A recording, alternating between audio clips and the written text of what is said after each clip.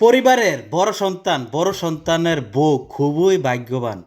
তাদের দায়িত্বটা অনেক বেশি। বড় সন্তান পরিবারের ১৪ গোষ্ঠীর দায়িত্ব মাথায় নিয়ে ঘুরে, আর সেদিক দিয়া ঘরের বউ পরিবারের সকল কাজের দায়িত্ব মাথায় নিয়ে ঘুরতে থাকে।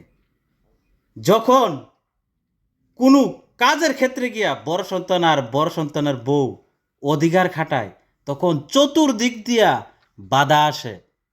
যদি ছোটো ভাই থাকে, ছোটো ভাইয়ের দিক দিয়ে বাধা আসে। যদি বোন থাকে, বোনরা বাধা দিতে থাকে। আর মা বাপ যদি থাকে, তারা বলে এই পরিবারের তোমরা শুধু দায়িত্ববান লোক, কোনো বিষয়ে অধিকার খাটাইবার লোক তোমরা না। যখন সন্তানটা বলে যে আমরা যে তোমাদের দায়িত্ব নিয়ে আসে এত কিছু করলাম, তাহলে কেন আমরা অধিকার খাটাইতে পারবো না? তখন তারা বলে কারণ তোমরা হচ্ছ ঘরের বড়।